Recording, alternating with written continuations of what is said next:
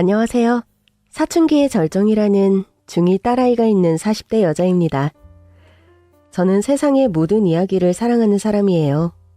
그래서 여기 올라온 사연들 또한 너무 잘 듣고 있답니다. 수많은 이야기를 읽고 들으면서 가장 많이 하는 생각은 사람과 인간다움이에요. 어떤 상황에서 도저히 납득 이해할 수 없는 선택을 하는 사람들이 있죠. 반면 누군가는 이루 말할 수 없는 숭고한 선택을 하고요. 그럴 때마다 인간이란 무엇인가에 대해 생각을 참 많이 하게 되네요. 삶의 궤적 중 한 모습, 한 단면이 그 사람에 대한 모든 걸 말해주지는 않지만 우리가 내리는 선택들이 쌓여 삶의 흔적으로 남는다는 걸 생각하면 겸허해질 때가 많은 것 같습니다. 저희 가족에게 일어난 극적인 사건, 반전의 스릴러 가족 드라마에 함께 해주시겠어요? 이나야, 너 또 밤샜어? 너 그렇게 잠 안 자면 키 안 큰다? 무슨 11살짜리 애가 저렇게 밤에 잠을 안 잘까? 몰라. 빨리 일어나. 학교 늦겠다. 제 어린 시절 아침마다 거의 전쟁이었습니다. 그때 저는 밤을 새는 게 거의 일상이었어요. 푹 빠져있는 게 있었거든요. 저녁을 먹고 TV를 보다가 10시가 되면 엄마는 방에 불을 끄셨죠. 자는 척을 하다가 집안이 조용해지면 저는 손전등 하나를 들고 책상 밑으로 들어갔습니다. 그리고 엎드려서 밤새 책을 읽었어요. 착한 공주는 행복하게 살았답니다로 끝나는 명작 동화에는 별 관심이 없었죠. 제가 푹 빠져 있었던 것은 인명사전이었습니다.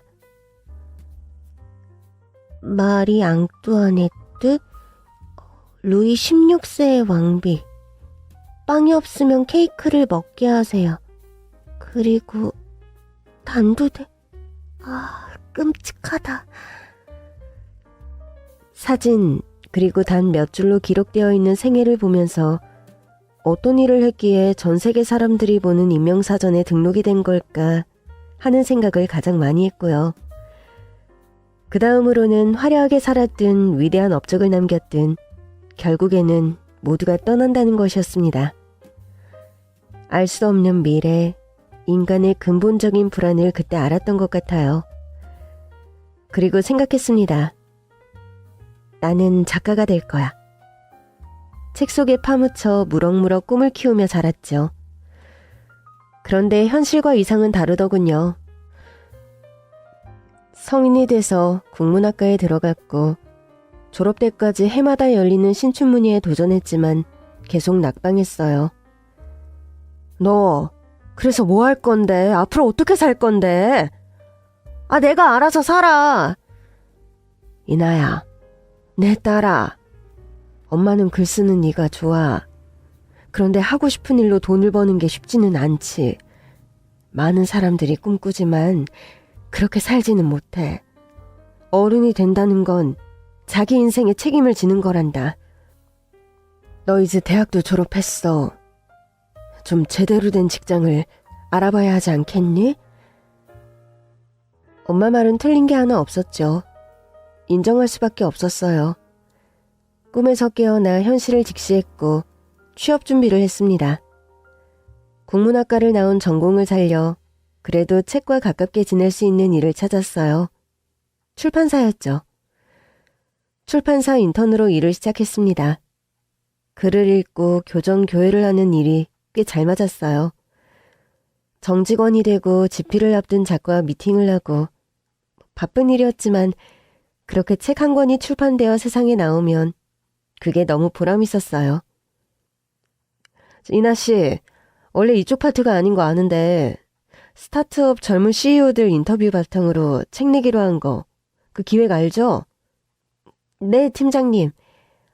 일단 가닥 잡히면 한 번에 모이는 자리를 만들긴 할 건데 우선 한 명씩 개별 미팅도 필요하거든요. 뉴오더스의 정진욱 대표랑 미팅 이나씨가 해줄래요? 네, 알겠습니다. 경제, 경영, 비즈니스는 사실 제 파트가 아니었지만 가끔 다른 기획에 참여하기도 했어요. 젊은 CEO라. 회사에 대한 자료와 대표에 대한 조사를 마친 뒤 인터뷰를 위해 한 카페로 향했습니다. 안녕하세요. 뉴 오더스 정진욱 대표님 맞으신가요? 세진출판 백이나입니다. 안녕하세요. 정진욱입니다. 고루한 양복 신사겠거니 생각했는데 젊은 CEO라 그런지 느낌이 다르더라고요. 검은색 목폴라 티에 청바지를 입고 나온 그 사람을 보며 생각했습니다. 자기가 스티브 잡스야 뭐야? 첫인상이 그리 좋지는 않았지만 책 출판을 관련 대화를 하다 보니 이야기가 꽤 잘 통한다는 생각이 들었습니다. 사업한다는 사람치고 허풍이 세지도 않았고 또 고지식하지도 않았죠. 제가 허사 허풍 떠는 사람을 진짜 싫어하거든요. 정말 생각하지도 않았지만 그 만남을 계기로 우리는 자주 연락을 하게 되었어요. 일로 만났지만 곧 연인으로 그렇게 5년이 지나고 보니 제가 결혼식장 앞에 있더라고요. 시부모님은 평범한 분들이셨고 저는 당시 그저 친정 망신시키지 않게 잘해야겠다 그런 생각을 했던 것 같습니다. 오늘 국이 짜네. 그래요? 평소처럼 한 건데. 저 어떡해? 물 좀 넣고 다시 끓여요? 됐어. 시아버지는 과묵하신 분이었어요. 그리고 좀 많이 권위적이었죠. 시어머니 역시도 말이 없는 편이었는데 시아버지께 순종적인 분이셨고요. 가끔 시댁에서 시간을 보낼 때 그런 것들이 좀 보기 불편했습니다. 시아버지를 보며 자연스레 남편을 생각하게 되는데 다행스럽게 저희 남편은 시아버지 같은 사람은 아니었어요. 저와 남편 둘 다 일을 했기 때문에 집안일 같은 것은 분담했고 남편 성격이 깔끔한 편이라 오히려 저보다 청소 같은 걸 더 많이 신경 쓰는 사람이었죠. 시키지 않고 본인이 직접 해야 마음이 편한 스타일. 그것도 무척 마음에 들었습니다. 아버님이 좀 공격적인 건 아닌데 권위적이신 것 같아. 옛날 사람이지 뭐. 엄마도 마찬가지고.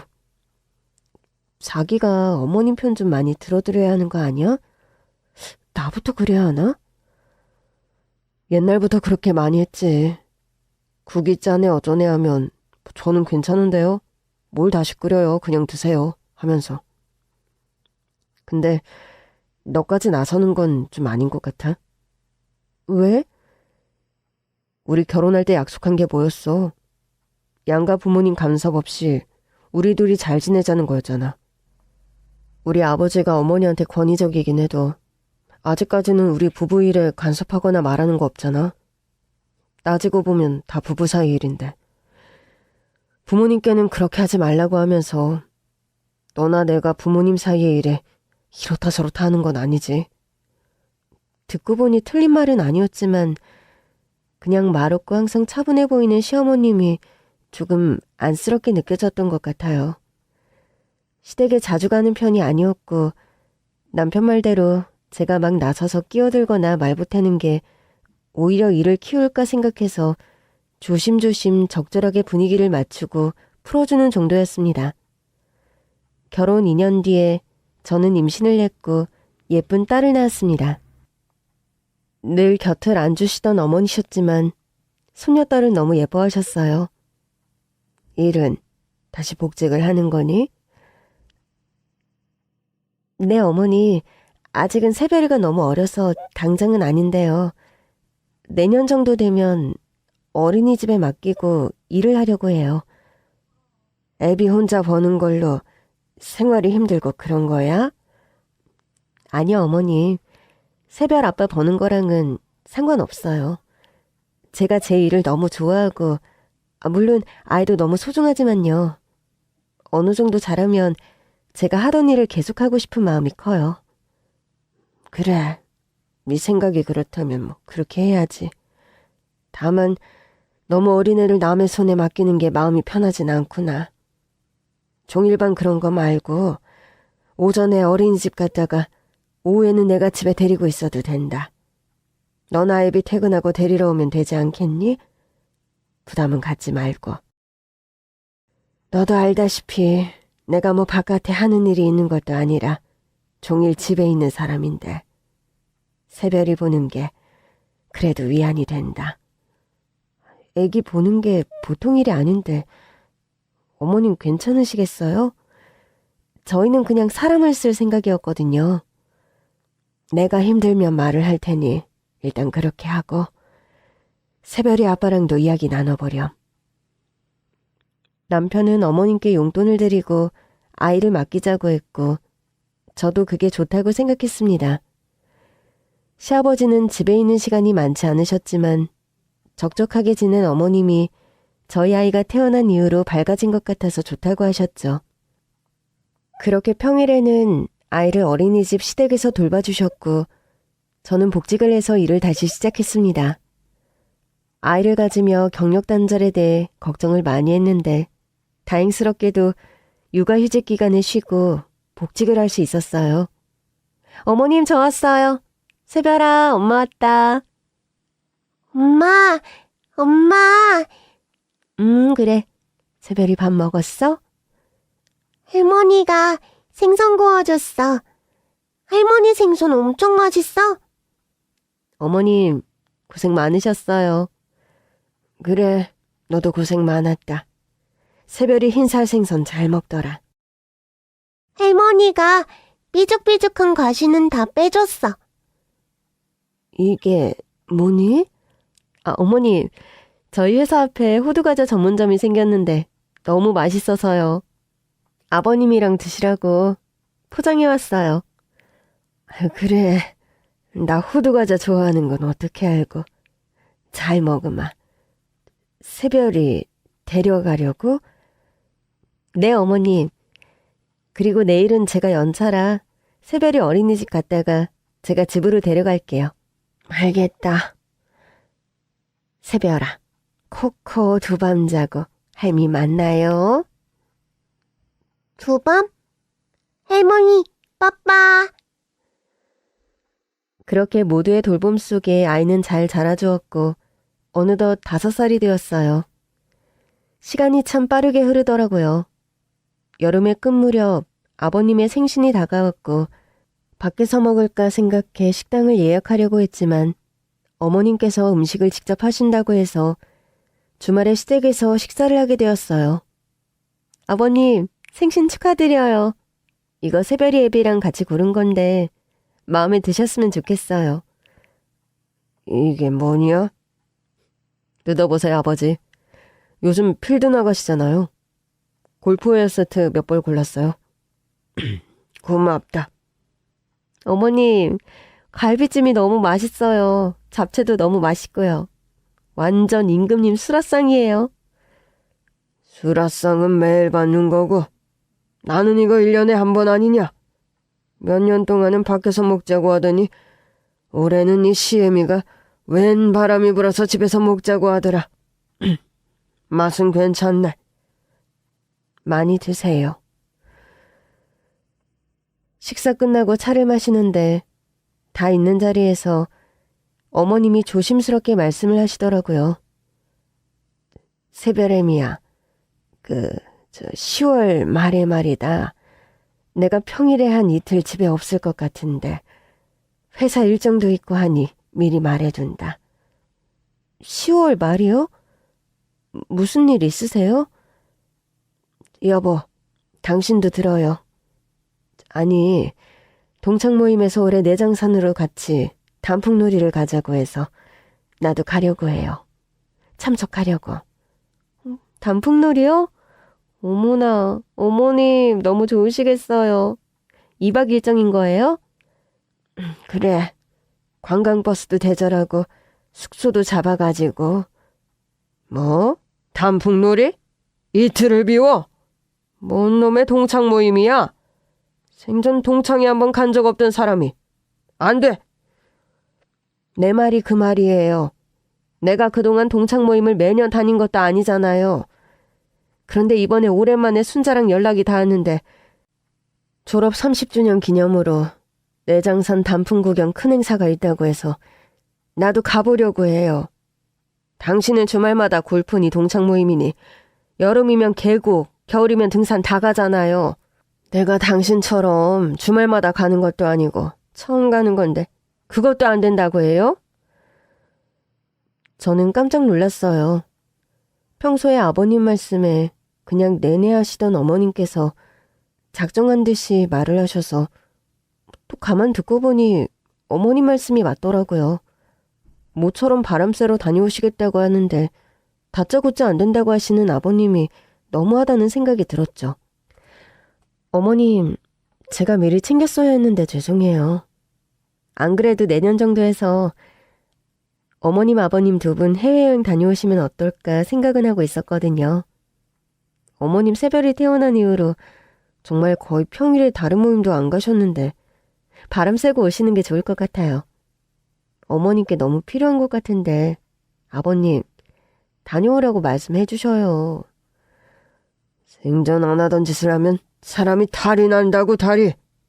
동창 모임인 건 맞아? 무슨 말을 그렇게 해요? 내가 뭐 거짓말이라도 한단 말이에요? 어머님은 단풍 구경 일정표와 여고 동창생들 커뮤니티 같은 걸 보여주시면서 꼭 참석을 하겠다고 하셨죠. 또 내정사는 멀기도 머니 하루 일정이 빠듯한 것 같아 보였고 2박 프로그램도 다 짜여져 있더라고요. 아무튼 10월 말에 가는 걸로 알고 있으면 좋겠구나. 당신도 그렇게 알도록 해요. 다녀오세요, 어머님. 새별이야 저나 집사람이 연차 쓰면 되죠. 신경 쓰지 마시고요. 방으로 들어가신 어머님을 따라가 용돈도 넉넉하게 챙겨드리겠다. 마음 쓰지 마셔라. 미리 말씀해 주셔서 감사하다 말씀을 드렸습니다. 그리고 10월 말, 어머님이 단풍 구경을 떠나기 전날이었죠. 아이를 데리러 시댁에 가니 한창 짐을 싸고 계시더라고요.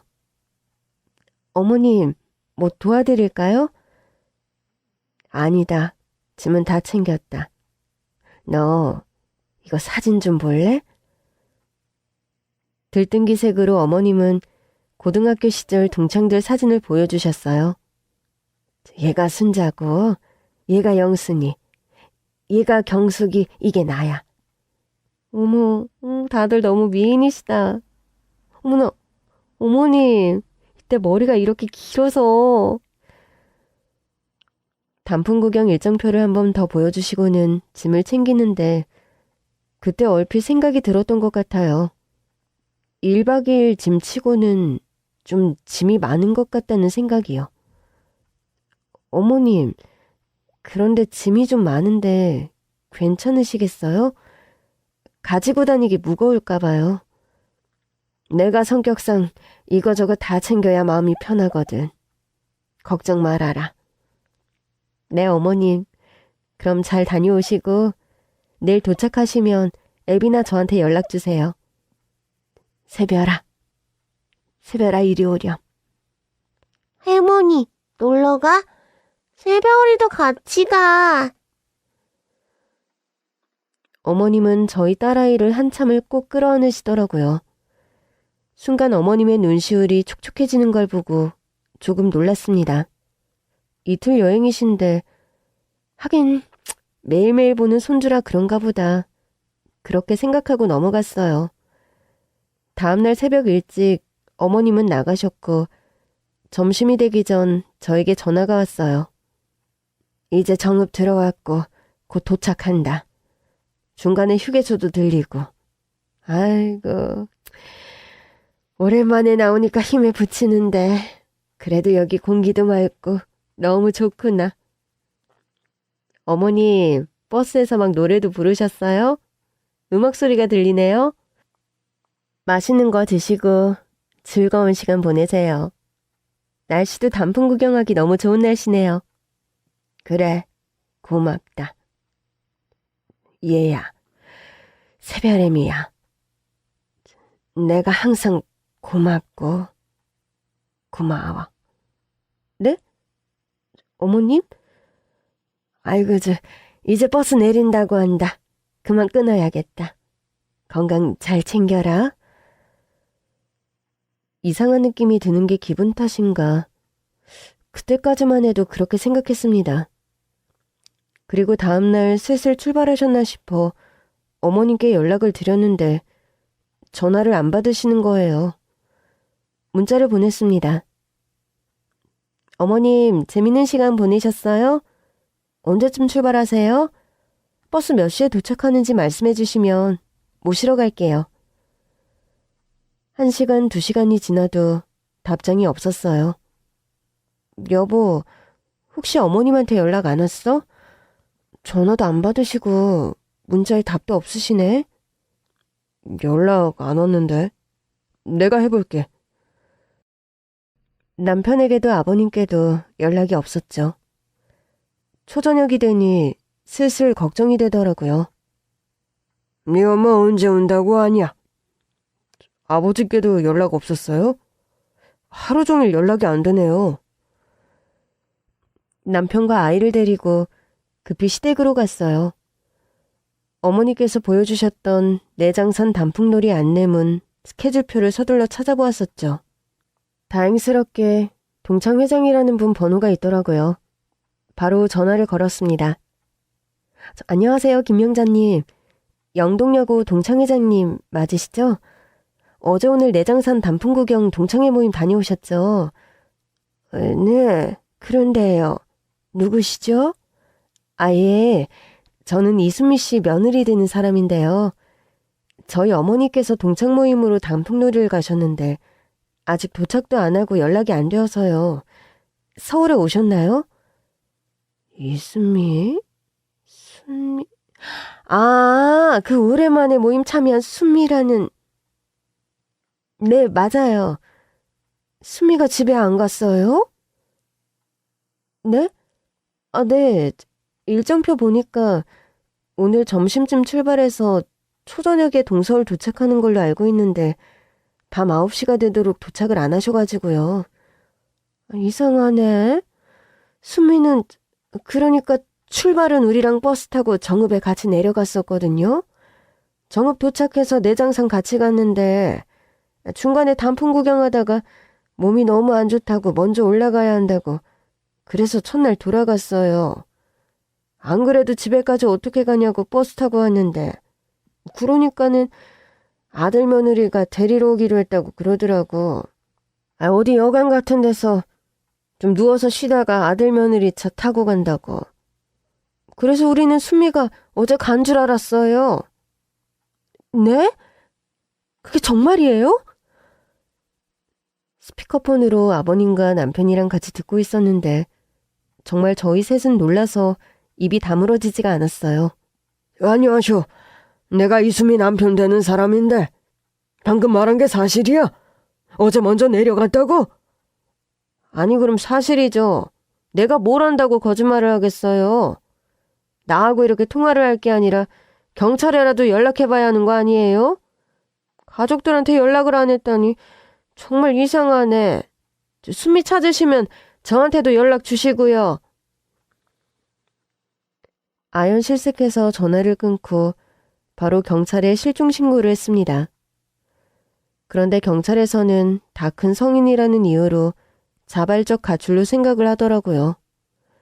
특별한 범죄 혐의점도 발견되지 않았다고 했고요. 그 다음 날에 가족이 내려가 내장산 입구 CCTV를 확인했습니다. 단풍객들이 워낙 많았지만 동창회 현수막을 들고 사진 찍는 모습, 단체로 들어가는 모습이 찍혔어요. 그리고 1시간 정도 뒤 어머님께서 홀로 나오신 모습이 찍혔죠. 그 다음부터는 추적이 쉽지 않았습니다.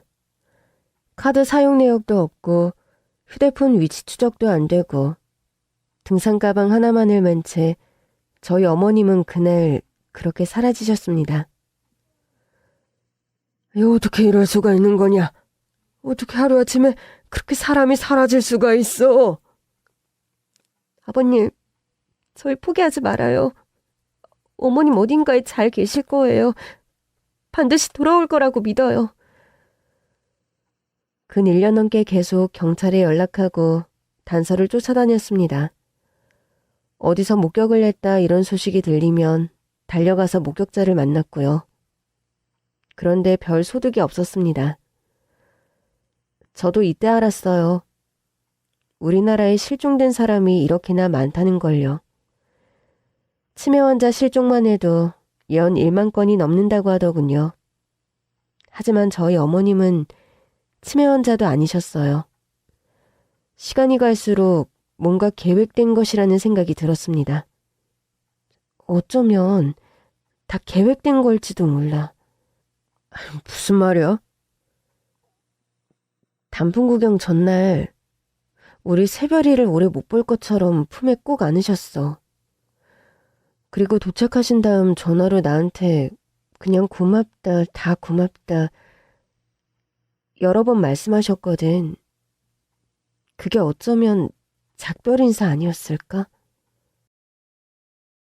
왜 그때는 몰랐을까? 2년, 3년이 지나자 떠난 자리는 선명하지만 어떻게든 남은 사람들은 일상을 살아가게 되더군요. 그냥 그쯤 되니 어딘가에 건강히만 계셨으면 좋겠다. 그런 마음뿐이었습니다. 혹시 영화 화차를 아시나요? 어느 날 흔적도 없이 사라진 여자에 대한 이야기죠. 알고 보니 모든 것이 가짜였다는 것. 저희 어머님에게 어떤 비밀이 있는 거다라는 생각이 들었죠. 아버님, 혹시 저나 아범한테 말씀 안 하신 게 있을까요? 어머님에 대해서요. 저희가 알아야 하는 게 있는지. 무슨 말이냐? 내가 뭘 숨기기라도 한다는 거냐? 속이 다 들어가는 건 나도 마찬가지다. 경찰에서는 다른 연락이 없냐? 더 이상. 네. 엄마, 할머니 언제 와? 할머니 이제 안 와? 새별아, 할머니는 나중에 다시 만날 거야. 그럴 거야. 그때부터 시아버지는 술이 늘었습니다. 왜 아니겠어요. 반평생 가까이 함께 하셨는데 이런 일이 생기다니 누가 상상이나 했을까요? 시간은 흘렀고 어느덧 어머님이 사라지신 지 10년. 어머님이 봐주시던 우리 꼬맹이는 내년이면 중학교 갈 나이가 되었죠. 그리고 그해 근 한 달간 시름시름 앓아 병원에 계시던 시아버지 건강이 악화되셨어요. 준비를 하셔야 할 것 같습니다. 얼마나 남았을까요? 이틀, 길면 닷새 정도일 것 같습니다. 아버지, 아직 어머니가 안 돌아오셨는데. 그때부터 저와 남편은 병원에 계속 있었습니다. 임종을 지켜야 했으니까요. 거의 며칠 밤을 새며 간이 침대와 의자에서 꾸벅꾸벅 졸며 졸음과 싸우는 나날들이었죠. 미야, 진우가, 미야. 아버지, 저 여기 있어요. 네 엄마는 아마도... 네? 아버지, 말씀해보세요. 엄마가 왜요? 네 엄마는 내가 미안하다. 이 말을 끝으로 아버님은 눈을 감으셨습니다. 아버지! 아버님! 뭔가 하실 말씀이 있었던 것 같은데 끝내 듣지 못했고 알 수 없는 말만 남긴 채 그렇게 떠나셨습니다. 시아버지의 장례를 치렀습니다. 장례식장에서도 사람들이 곳곳에서 수근수근거리는 소리가 들렸어요. 그니까 그냥 사라졌다는디? 아니, 연기 완개요. 사람이 어떻게 그냥 사라진다는겨? 도망갔다는 소리도 있더라고. 아이, 그건 또 뭔 소리래. 아니, 뭐가 부족한 게 있다고 도망을 가. 다 늙어서. 쉿. 여기 이 집 며느리네. 저와 남편은 그런 소리를 못 들은 척했지만 마음이 불편하더라고요. 돌아가신 분보다 사라진 분에 대한 이야기뿐이었어요. 장례식을 마치고 일상으로 돌아오는 게 조금 힘들었지만 남편도 저도 일을 쉴 수는 없었죠. 팀장님, 그 도자기 공예 작가 이선유 선생님 미팅이요. 네, 공방에서 작업하시는 사진도 촬영할 건데 집에도 소장 작품이 꽤 많다고 해서요. 사전 인터뷰도 할 겸 선생님 댁에서 미팅을 하는 게 어떠냐고 하세요. 일정이 언제예요? 금요일 낮 1시 괜찮다고 하십니다. 오케이. 사진작가 일정 확인하고요. 제가 갈게요. 네, 알겠습니다. 저는 일정대로 금요일에 사진작가와 함께 공예작가의 집에 가게 되었어요. 공예작가가 사는 동네는 평균 집값이 100억 정도 하는 주택이 몰려있는 최고급 주택단지였죠. 높게 들이운 담장, 조경을 가꾸는 집들이 늘어서 있는 주택가에 들어서 잠시 동네를 둘러보았어요. 조용한 골목에서 느껴지는 여유를 만끽하면서요. 동네가 참 조용하네요. 그러게요.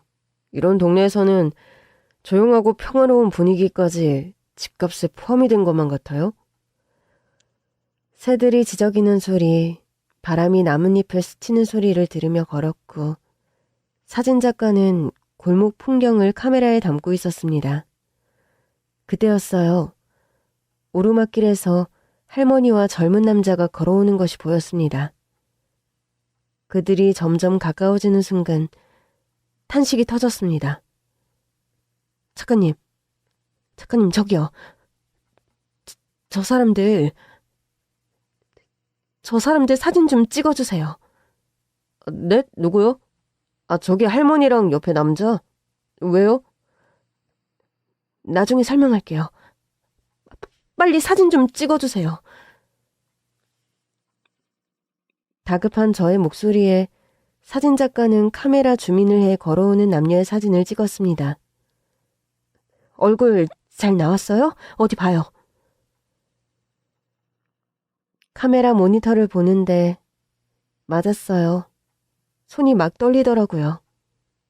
모니터한 할머니는 10년 전 연기처럼 사라진 실종된 시어머니가 맞았습니다. 그리고 옆에 젊은 남자는 믿기지가 않더라고요. 제 남편이랑 똑같이 생긴 남자가 있는 거예요. 이게 무슨 일이지? 혼란스러워하는 순간 시어머니와 젊은 남자가 제 옆을 스쳐 지나갔어요. 저는 카메라 모니터를 보는 척하며 고개를 푹 숙이고 있었죠. 아들, 오늘은 참 날씨가 좋다. 시어머니는 그 젊은 남자의 팔짱을 끼고 걸어가더군요. 그들이 주택가를 벗어나자마자 저는 다리에 힘이 풀렸고 제가 휘청거리자 놀란 사진작가가 저를 붙들었어요. 팀장님 괜찮으세요? 저분들 누구예요? 아는 사람이에요? 미안해요, 작가님. 저 잠깐 어디 앉아야 할 것 같아요. 그리고 방금 찍은 그 사람들 사진이요. 제 이메일로 따로 좀 보내주시겠어요? 너무 중요한 일이라서. 부탁할게요, 작가님. 찬물을 마신 뒤 간신히 정신을 가다듬었습니다. 그날 도자기 공예 작가와의 미팅에서는 무슨 이야기를 나눴는지 기억도 잘 나지 않더라고요. 사진작가가 도자기 작품을 촬영하는 동안 제 머릿속에는 온통 시어머니와 제 남편과 똑같이 생긴 도플갱어 얼굴밖에 떠오르지 않았어요. 남편일 리가 없어. 남편일 수가 없잖아. 실종신고하고 가족이 기다리고 있는데 남편이 뭘 알고 일부러 숨길 이유가 없는 거라고. 그날 집에 가서 저녁을 먹으며 침착하게 남편에게 넌지시 물었습니다. 여보, 외동아들 맞지? 갑자기 무슨 소리야? 외아들이지. 어렸을 때부터 쭉 혼자였는데. 그래서 형이나 동생 있는 애들이 얼마나 부러웠다고. 치, 당신도 뜬금없네. 그럼 도플갱어에 대해 어떻게 생각해? 도플갱어가 있다고 믿어? 뭐 이번에 기획하는 책 주제야? 도플갱어? 뭐, 나도 어디서 들었는데 도플갱어가 있긴 하대. 근데 둘이 마주치면 둘 중 한 명이 죽는다나 뭐라나. 뭐 당신도 그런 괴담 들어봤지? 그렇지. 정말 아무것도 모른다는 표정, 순진무구한 얼굴로 도플갱어 이야기를 신나게 하는 남편을 보며 제가 낮에 본 남자는 남편이 아니라는 것을 확신하게 되었어요. 저렇게까지 연기를 할 수 있는 사람은 아니거든요. 밤새 고민을 했죠. 경찰에 실종 신고를 한 지 10년. 기다리는 가족들은 피가 마르는데 도대체 그 세월 동안 아무 진전이 없었거든요. 실종되신 지 1년 정도 지나자 그나마 있던 목격자 제보도 끊겼고요. 경찰에 연락을 할까 하다가 고민 끝에 저는 다른 방법을 찾았습니다. 지하철역 화장실 칸에 붙어있던 메모가 떠올랐죠. 민간 사설 탐정, 사람을 찾아드립니다. 허가업체. 미사여구가 길었지만 어쨌든 흥신소였어요. 그 방법이 제일 확실하다는 생각이 들었습니다. 그리고 그날 밤 남편에게 주택가에서 본 모든 걸 털어놓았습니다. 말도 안 돼.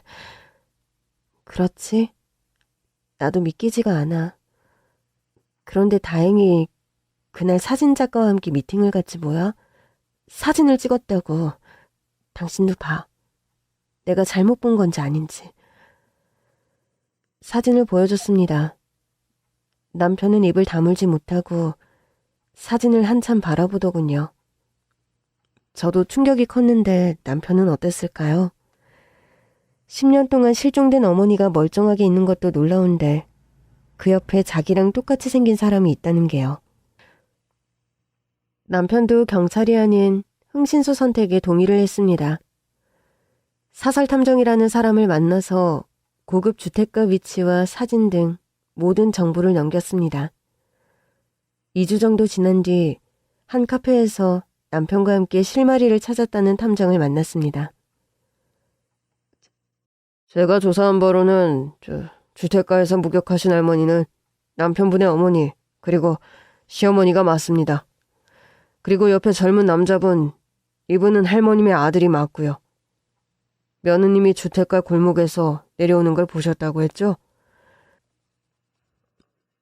두 분이 그 오르막길 위에 있는 주택에 함께 거주하십니다. 그 남자가 저희 어머니 아들이 맞다고요? 전 외동인데요. 전혀 모르신 것 같군요. 정진욱 씨는 쌍둥이입니다. 일란성 쌍둥이요. 뭐 어떤 사정이 있는지 모르겠지만 진욱 씨의 아버님도 어머님도 그동안 그 사실을 숨겼던 것 같네요. 저희 아버님은 돌아가셨어요. 얼마 전에요. 근데 여보, 아버님 돌아가시기 전에 당신한테 뭔가 말씀하시려고 하셨잖아. 아버님 가시기 전에 당신한테 털어놓으려 했던 게 아닐까? 제가 알기로는 아버님 생전에 또 어머님이 자취를 감추신 뒤에 아버님은 어머님과 쌍둥이 아드님을 만난 적이 없습니다. 어머님이 어디 계신지도 몰랐던 것 같아요.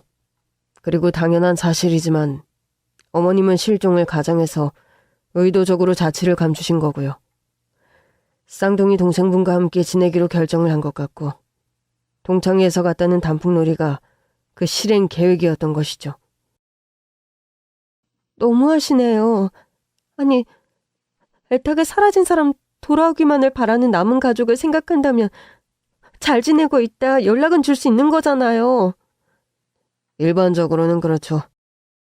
근데 어떤 사정이 있지 않았을까요? 실종을 가정해서 자취를 감출 만큼 중요한 것. 그런 일은 아무나 하는 게 아니지 않습니까? 말 못할 사정이 분명 있었을 거예요. 어떻게 하시겠어요?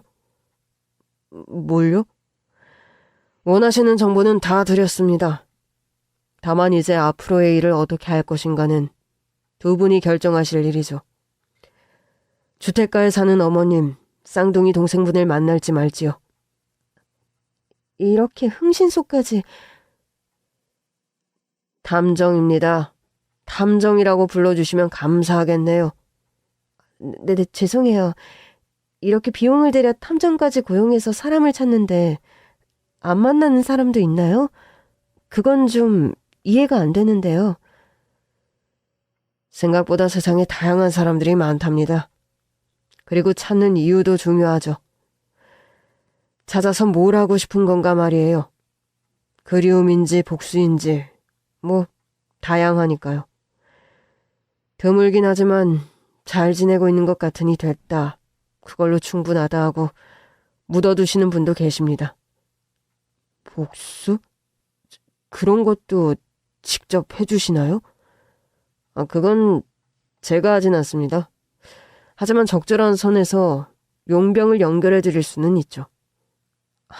그건 범죄 아닌가요? 뭐 복수를 생각하시는 건 아닌 것 같으니 그 이야기는 하지 않아도 될 것 같군요. 착수금 받은 것 50% 외에 나머지 비용 정산해 주시면 됩니다. 입금할게요. 탐정에게 모든 사실을 들었죠. 그럼 뭔가 후련해질 줄 알았는데 그게 아니었어요. 더 깊은 고민에 빠졌거든요. 자발적으로 잠적한 사람을 찾아냈다.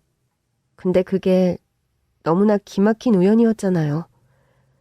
제가 하필 미팅에 간 그날 그 주택가에서 어머님을 만나다니요. 어쩌면 그건 그동안 간절히 찾고 기다린 것에 대한 하늘의 뜻이 아니었을지. 아무튼 철저한 계획하에 잠적을 한 건데, 그리고 먼저 우리에게 연락을 한 것도 아닌데 우리를 만나고 싶어 할지 확신이 서지 않았죠. 하지만 남편의 생각은 확고했어요. 탐정 말대로 사정이 있겠지. 하지만 엄마가 나를 생각한다면, 돌아가신 아버지를 진심 한 번이라도 생각했다면 이런 것은 옳지 않은 거야. 당신 아니면 우리는 아직도 소식을 모른 채 지옥 같은 기다림을 계속했을 거라고.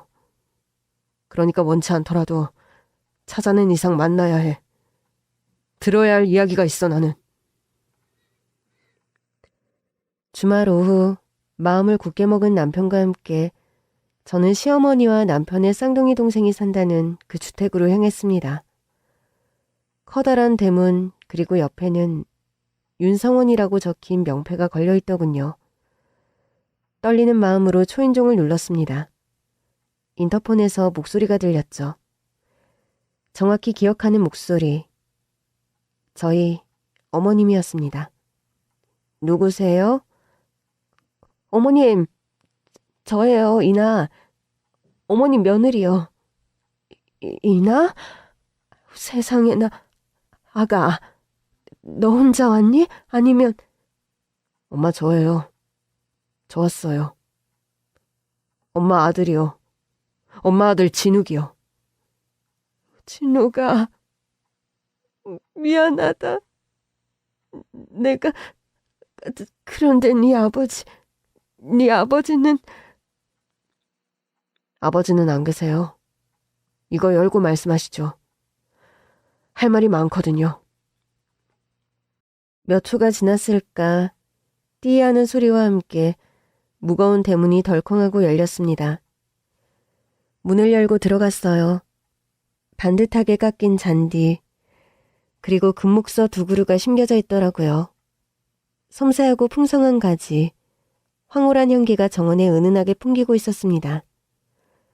현관에서 어머님이 눈물을 흘리며 다가오셨어요. 진우가, 이나야, 얘들아, 내가 미안하다.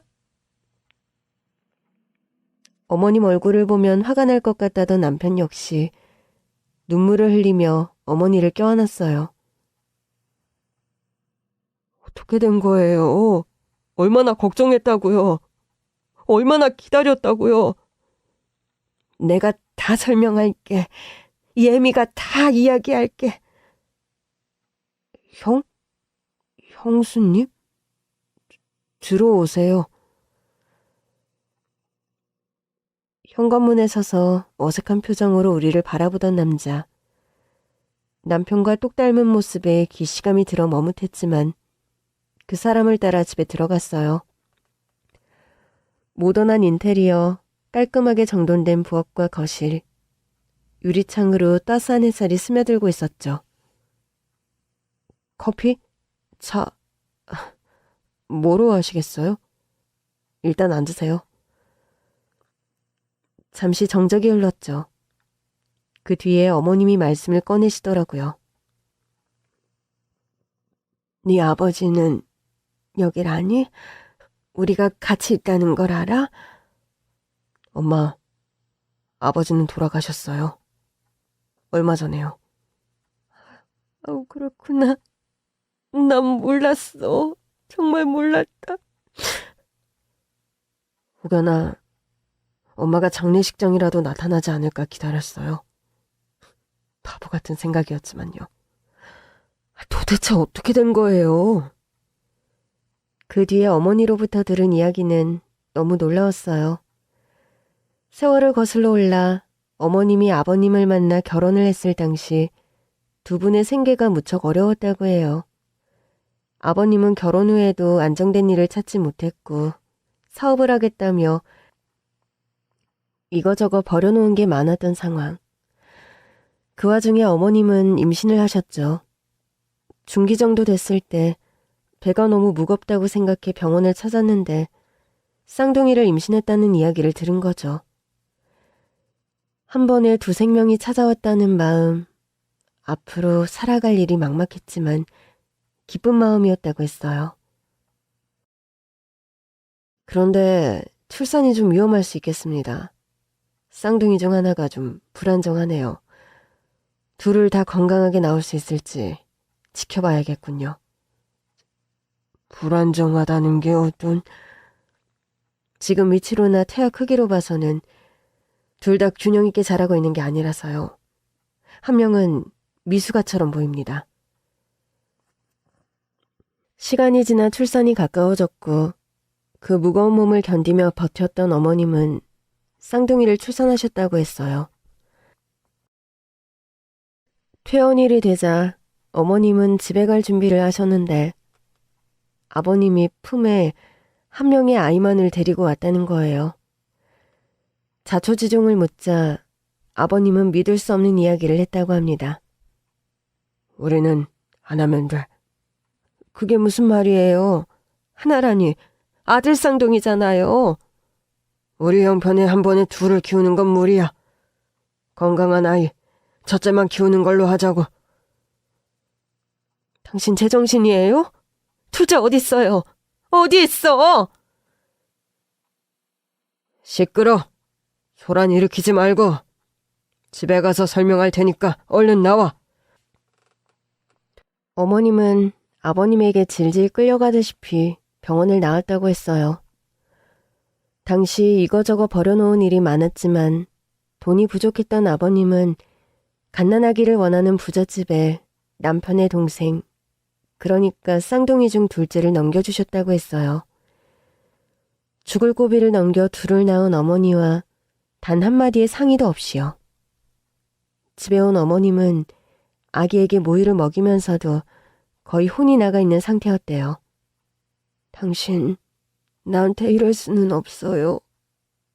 하나가 아닌데 내 배로 낳은 자식은 하나가 아닌 둘이란 말이에요. 어떻게 이럴 수가 있어요? 현실을 직시해. 우리 형편에 둘을 한 번에 어떻게 키워? 당신이 먹여 살릴 거야? 하나만 제대로 키우면 된다고. 어차피 똑같이 생겼잖아. 그리고 어쩌면 그게 둘째 아기한테도 나은 걸지도 모르지. 부잣집으로 갔으니까 잘 자랄 거라고. 우리 사정 알고 도움도 주셨고. 도움?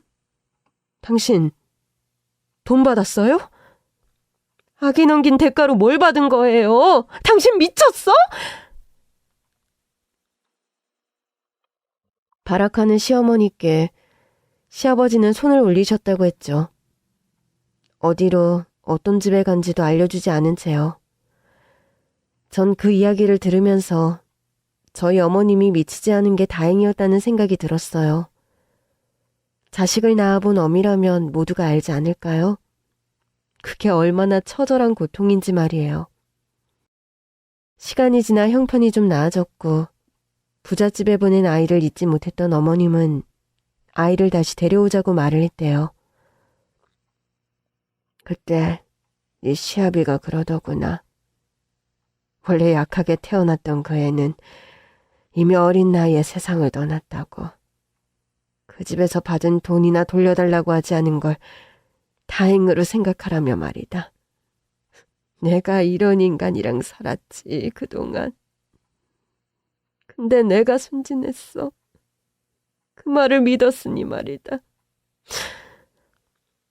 건강하지 못했던 아기가 일찍 떠났다는 말에 가슴이 찢어지는 것 같았다고. 품에 안아 젖 한 번 제대로 물려주지 못했던 게 한이 되었다고 했어요. 그렇게 갈기갈기 찢어진 가슴 한켠에 아이를 묻고 숨죽인 채 사셨다고 했어요. 그렇게 시간이 흘렀는데 어느 날 집에 혼자 있는 시어머니께 누군가 찾아왔다는 거예요. 흥신소 사람이요. 그럼 동생이 네가 엄마를 찾은 거야? 맞아, 형. 내가 몸이 약했던 것은 사실이야. 하지만 양부모님은 재산이 넉넉한 분이었고 내 건강 회복을 위해 할 수 있는 걸 다 하셨지. 중학생이 될 때쯤 건강해졌어. 그리고 성인이 되었고 난 그때까지 내가 입양되었다는 걸 몰랐어. 그런데 10년 전쯤 두 분이 여행을 가셨다가 사고를 당하셨어. 병원에 도착했을 때 아버지는 이미 떠나셨고 간신히 어머니의 임종을 지킬 수 있었어. 떠나시기 전에 말씀을 해주시더라고.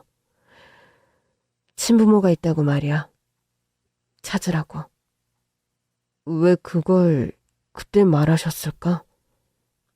글쎄, 아마 내 생각엔 그래. 두 분이 떠나시고 혼자 남겨질 나를 생각하셨던 것 같아. 외동으로 자랐으니 사고 소식을 들었을 때 나 역시도 그렇게 생각했으니까. 이제 나 혼자구나 하고. 도련님은 양부모님이 돌아가신 뒤 재산을 모두 물려받았다고 했어요. 그리고 바로 흥신소 사람을 찾아 친부모를 찾았던 거예요. 다행스럽게도 먼저 어머님께 연락이 닿았던 거죠. 그렇게 어머님과 재회를 했고 어머님은 혼자 남겨진 아들의 곁을 지켜야겠다는 생각을 하셨대요.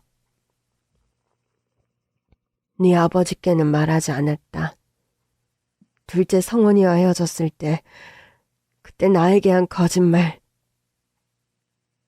그것만 생각하면 난 절대 그 인간을 용서할 수가 없었어. 평생을 원망하며 살았지. 그런데 얘가 살아있다는 말을 듣는 순간, 날 찾는다는 말을 듣는 순간, 평생 반쪽의 영혼으로 살아왔던 내가, 죄책감에 짓눌려 살았던 내가 다시 채워지는 걸 느낀 거야. 애미 품에 안겨보지도 못하고 살아왔던 아들의 곁을 지키겠다 다짐했지.